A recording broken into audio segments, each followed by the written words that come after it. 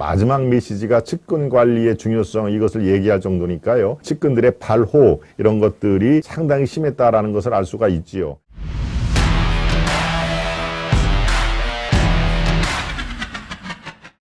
예, 이재명의 고 비서실장 마지막 메시지 자필 유서에 담긴 내용입니다. 자필 그러니까 본인은 곧 이제 내가 세상을 떠난다 하는 그런 의미에서 이른바 자필 유서가 지금 공개가 된 거죠. 예, 토요일에 우리 오전 11시 이색경제 시간에도 요거에 대해서 언급이 있었습니다만은 전 비서실장 전형수 씨입니다. 64.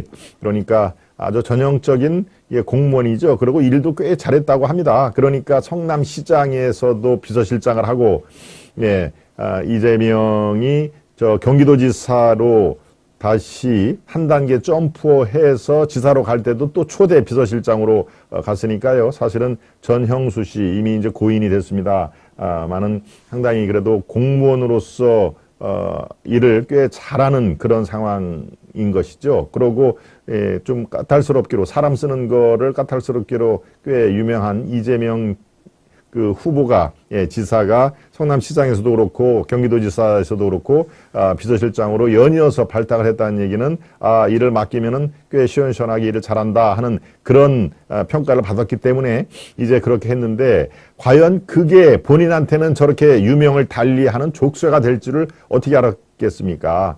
예, 그래서 지금 비서실장 마지막 메시지가 지금 화제가 되고 있는데요. 이 유서에 자필 유서는 지금 유족들이 공개를 안 하고 있습니다. 여러 A4 용자 6쪽 그러니까 A4 용지 이런 게 A4 용지죠. 예, 6쪽에 자필 유서가 쓰면서 얼마나 그 해안이 참 깊겠습니까? 이 유서의 내용은 공개를 하지는 않고 있습니다만은 지금 중요한 내용은 이게 발췌를 해서 이게 흘러나오고 있는 상황이 되는데요. 예, 참 상관을 잘 만나야 되는데 우리 루카님이 지금 말씀을 해 주신 것처럼 그렇습니다. 바로 이 전형수 비서실장 같은 경우에는 자기가 같이 일한 상사, 이건 뭐 경기도지사 또 성남시장으로 일했던 뭐 이재명이 당연히 상사가 되겠죠. 바로 이 유명을 달리하는 운명을 맞이할 줄 어떻게 알았겠습니까? 네. 예, 이 유서에 경기도 성남시 이 전형수 비서실장의 집에서 발견된 노트에는요, 6페이지의 자필 유서가 남겨져 있는데 이재명이 남긴 글을 시작으로 가족, 친구, 동료들을 향한 마지막 메시지가 쭉 정리가 있었다. 예, 가족에게 부탁하는 말, 친구에게 부탁하는 말, 동료에게 부탁하는 말. 그러니까 참 인생을 하직이라고 하나요? 이 세상을 뜰 때 그 심정, 이거는 정말 유족 입장에서는 참 가슴이 찢어진다라고 표현을 할 수도 없을 정도로 그런 심경이겠죠. 이 상태에서 이재명 대표에게 남긴 부분이 있습니다. 주변 측근을 잘 관리하시라. 측근들의 인간성을 길러달라고 당부를 했다.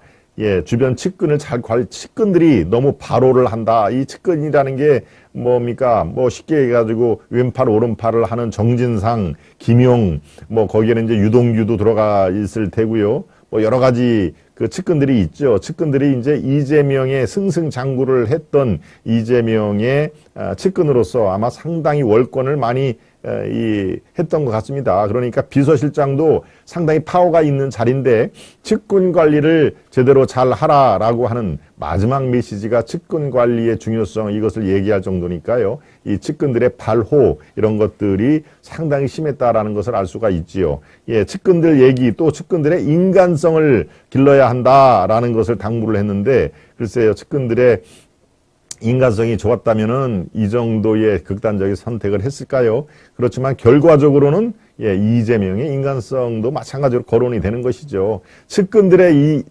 이 인간성에 문제가 있다라고 지적을 하는데 이재명을 쏙 빼고 측근들만 문제가 있을 수가 있을까요? 이제 세상을 떠나는 마당에서 글쎄요, 저 인간성을 지적을 했다는 것은 지금 이재명의 모든 것이 들어있는 함축된 저는 말로 봅니다.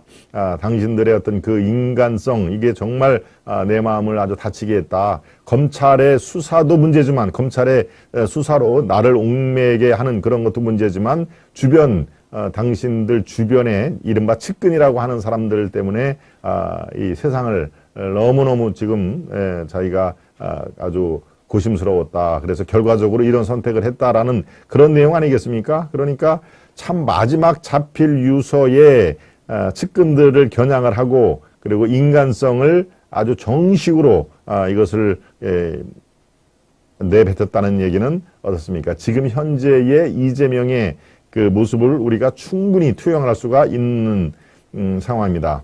네.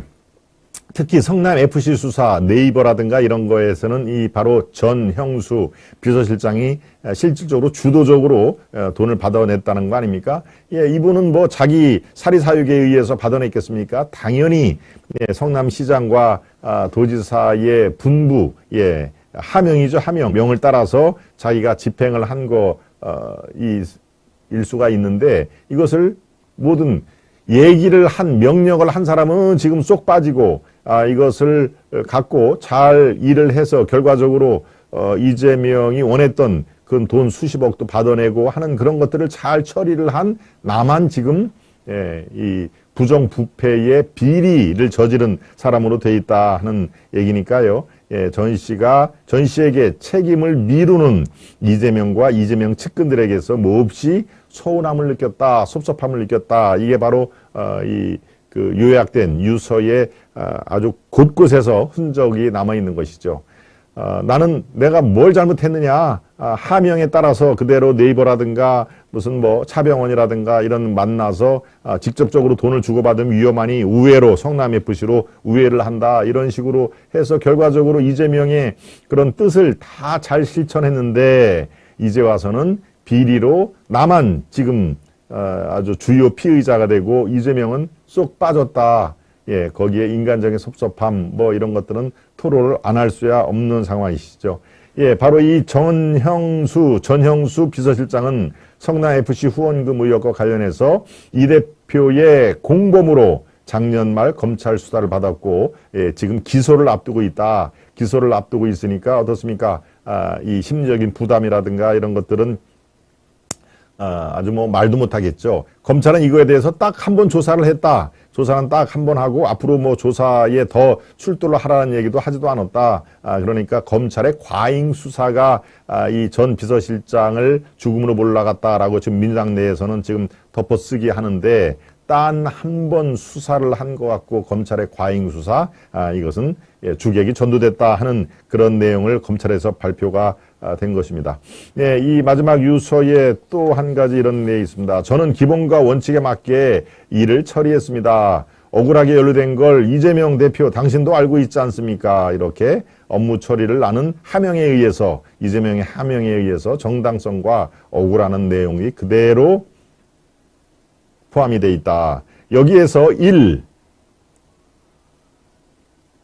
저는 기본과 원칙에 맞게 일을 처리했습니다 라고 할 때 일이 무엇을 뜻하는지, 이것이 지금 그 서초동 검찰 쪽에서 아주 심심찮게 지금 이게 도대체 일이 어떤 내용인가 그냥 일로만 적혀 있는데요. 법조계에서는 성남FC 후원금 의혹이나 아마 대북송금 의혹 이런 것을 의미하는 것으로 보고 있다.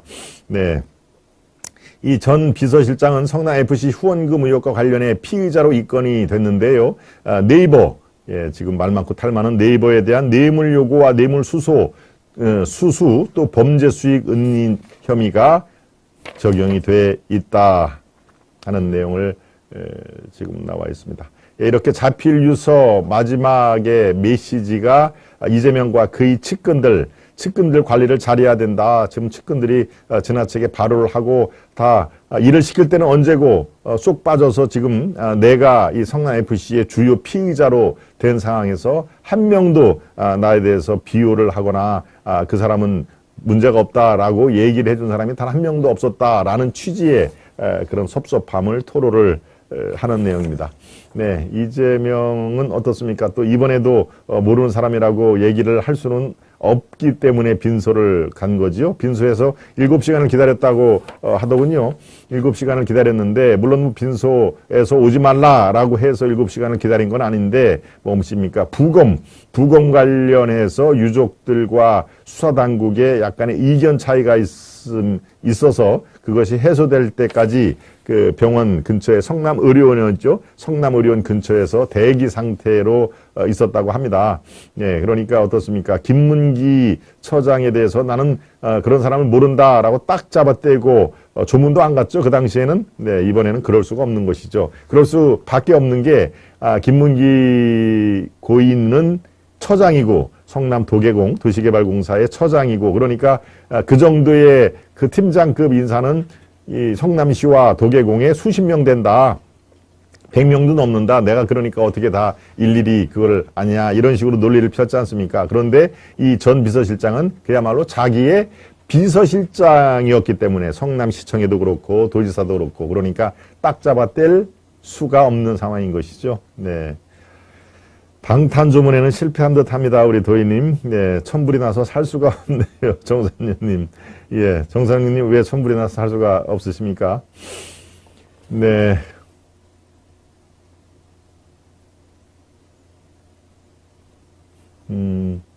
예, 수첩 형식인데 그 수첩이 그 조그만 수첩이 아니라 A4 용지 요 정도 크기에 이렇게 큰 수첩에다가 적은 걸로 제가 알고 있습니다. 네. 우리 개털님 아시아투데이 방송 항상 응원합니다. 수고가 많습니다. 예, 예. 슈퍼미님 아마 저것을 제일 처음에 올렸었는데 저희들이 지금 쭉 메시지가 많아서 찾지를 못해서 아마 다시 올려주신 것 같네요. 네.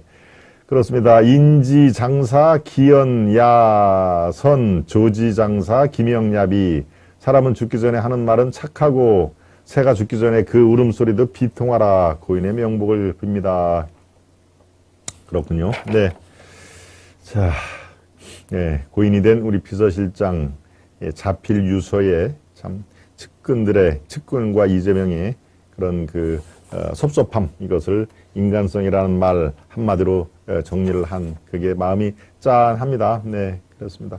지금 이달 말에 아마 이재명 이재명 대표는 기소를 앞두고 있습니다. 또 다른 기소죠. 이미 기소가 선거법 위반으로는 기소가 돼서 지금 재판으로 가고 있는데 지금 줄줄이 대장동, 백현동 또 위례 관련해 성남FC 관련해서 이달 말, 3월 말, 4월 초에 또 다른 건으로 지금 기소가 예정이 돼 있습니다. 그러니까 뭐 줄줄이죠. 그러니까 일주일에 지금 한 3일 정도는 재판을 받으러 가야 되는 상황이니까 이게 참 민주당도 참 딱한 노릇이죠. 이재명도 이재명이지만 민주당의 당대표가 당무 원래 그 검찰 출두할 때 난 토요일이 좋다.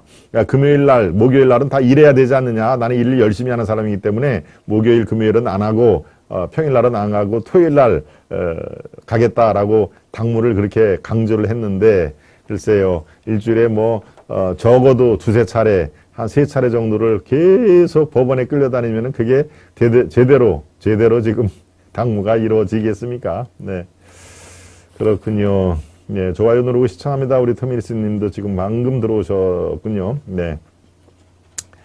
예. 안녕하시죠? 터미리스 님. 또 정상윤 님. 저런 것을 대통령 반열에 올린 분들 반성하세요. 그렇습니다. 지금 사실은 민주당의 리스크, 이재명 리스크는, 지금 우리 정상윤 님이 말씀하신 것처럼 저렇게 흠결이 많고, 그냥 개인적인 흠결이 아니죠. 예, 현행법, 대한민국 현행법으로, 이렇게 다스려야 되는 그런 법적인 리스크를 안고 있는 사람을 대선 후보로 뽑고 또 당대표 후보도 당대표 할 때 어떻습니까? 격차가 상대가 안 됐죠. 이번에 국민의힘 당대표 뽑을 때 그 아주 치열했던 그런 과정이 거의 민주당에서는 그냥 이재명이 당대표 출마했으니까 그냥 이재명으로 되는 분위기였지 않습니까? 그러니까 흥행에도 사실은 실패를 하고 그래?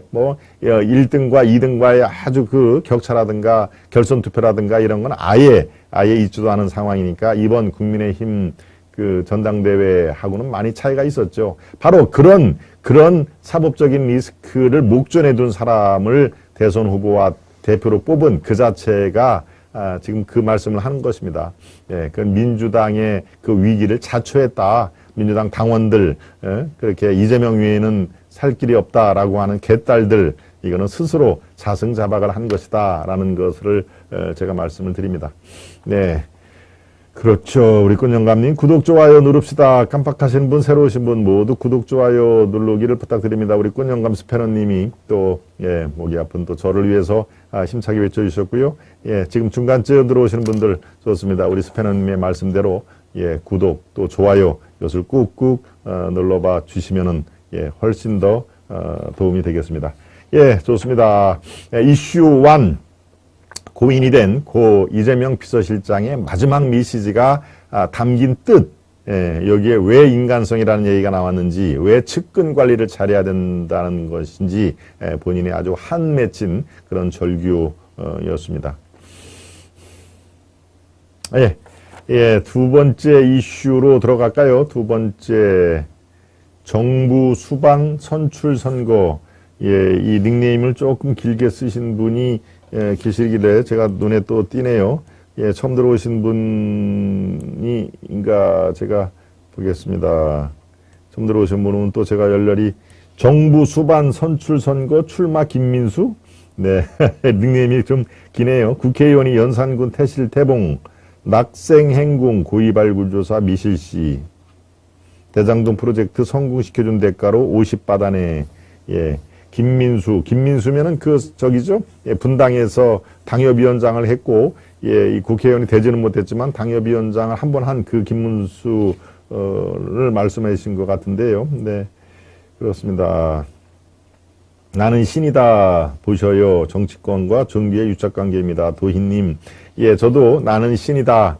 예, 어제와 또, 예, 그제 이걸 저는 뭐 여러분들께 이런 아주 화제작은 또 이렇게 정리해서 말씀을 드려야 되는 상황이니까, 예, 제 일로, 예, 업무로 생각하고 이걸 봤습니다. 나는 신이다. 예, 종교와 정치권과의 관계, 거기에 뭡니까? 정명석, JMS, 이른바 무려 10,000명의 여성과 접촉을 했다는, 네, 신체적인 그 성적 접촉이죠. 이 정명석, 정말 참 기가 막히더군요. 예, 정명석 또, 뭡니까? 오대양 그 32명의 집단 피살 사건, 뭐 이런 것들, 또 만민중앙교회, 뭐 이런 것들을 이제 쭉 지금까지 한국 현대사회에서 뭔가 매듭이 아주 말끔하게 이루어지지 않는 집단 타살이라든가 이런 것들을 지금 조명을 했는데, 거기에서 정치권과 종교의 유착관계, 도희님이 말씀하신 그런 내용이 쭉 나오고 있습니다. 여러분들도 글쎄요, 그런 다큐멘터리는 지금까지 나온 얘기, 또 여러분들이 보지 못한 사진, 뭐 이런 것들이 이제 공개가 쭉 되니까요. 한번 보실 필요는 있다라고 생각이 듭니다. 네. 춘천입니다. 예, 정부 수반 김민수님은 이제 춘천에 계시고요. 저는 아까 말씀드린 김민수 당협위원장은 이제 이 성남 분당, 예, 분당 갑인가요? 예, 거기 당협위원장 하는, 예, 그분의 어떤 그 지지 이렇게 하는 그런 걸로 저는 생각을 하고 분당 얘기를 했습니다.